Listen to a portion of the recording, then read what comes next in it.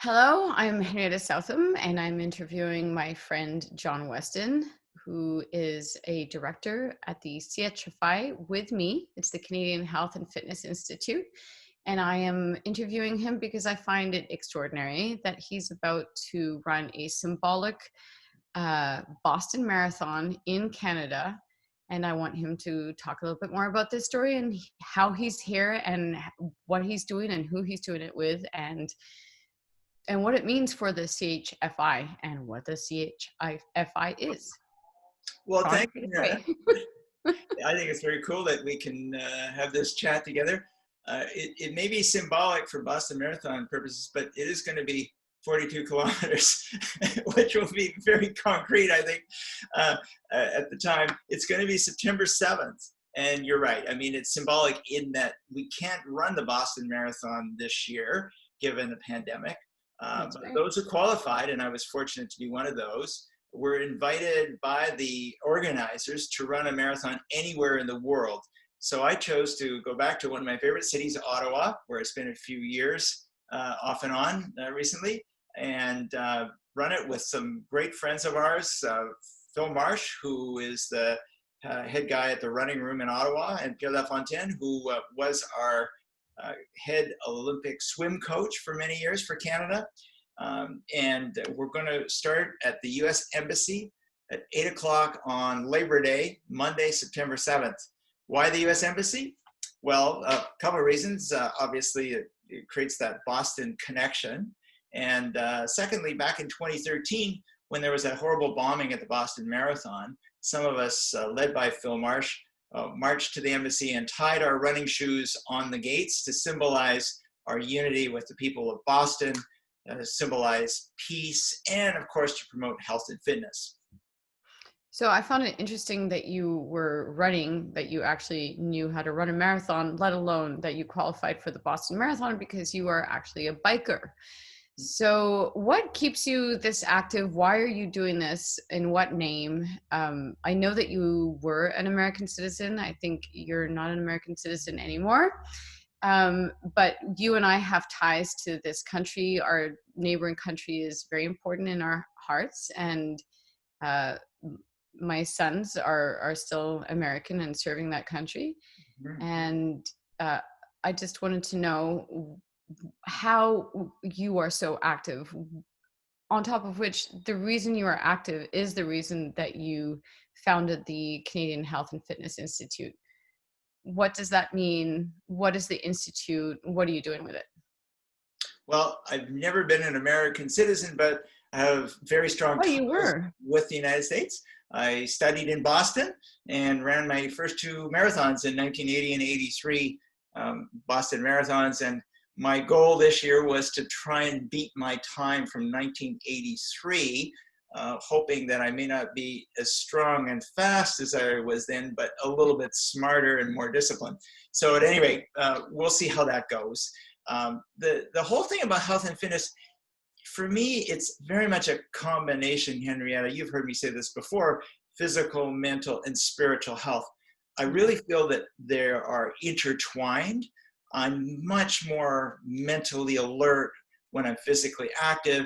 And I feel that when I do my long runs, there's this space carved out to dwell on the spiritual side of life, to think, to pray, to ponder, why are we here? And some have said that the pandemic has highlighted a sense of spiritual impoverishment for people. Well, for me, that type of thing is remedied by engagement with nature, physical activity, and mental awareness. So I guess those things have combined. And when I served as a member of parliament, I noticed how unhealthy the lifestyle was of parliamentarians. Many Canadians have the same lament, that we know that our country, blessed with all of these wonderful opportunities for engagement with nature, for physical activity, whether it's walking or running or paddling in our lakes and our rivers and our parks. We have so many opportunities, and yet we lag down there. Some have said we're number 16 in terms of physical activity in the world, maybe worse. And the thing is, we're getting not better, but we're losing ground every year. Sedentary behaviors, more and more the norm. We have crises in terms of our obesity, our diabetes rates, our cardiovascular disease, all growing. With that comes mental illness. And then in a public healthcare system like ours, how can we afford the skyrocketing sickness care costs that arise just from not being physically active?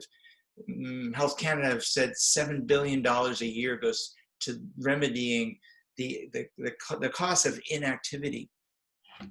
So you founded the CHFI because you saw a big gap in meeting physical needs in our population. You do want to make Canada the best, fittest nation on earth by 2020. I think that's the mission. 2030.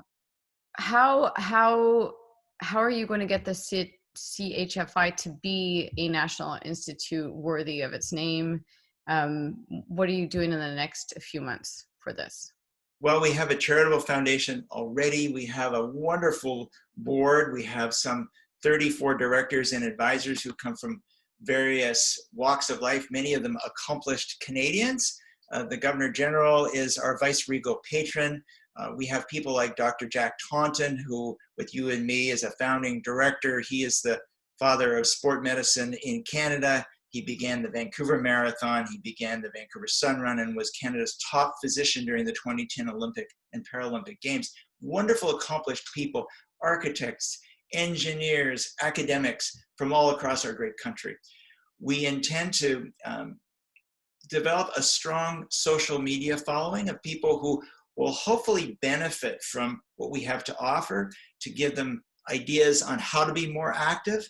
Meanwhile, we're expecting our corporate sponsors and donors to both do the right thing by helping us to this goal of becoming the fittest nation on earth by 2030, but also to have some direct contact with our growing audience of social media followers. So there's an alignment of goals in terms of the Institute's goals, the individual followers, the corporate sponsors, and the government agencies that come alongside.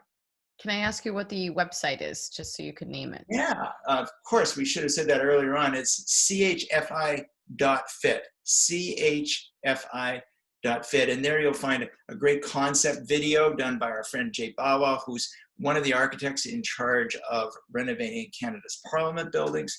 You'll see the biographies of our wonderful leaders. You'll hear about our 5-phase project, which is to— That is exciting. It really is. It's amazingly ambitious, but we have very ambitious people, people who are selfless and who want to build community and who really understand that together promoting physical, mental, and spiritual activity will define the next generations of Canadians. Thank you. Thank you, John. Thank you. Thanks for the chat.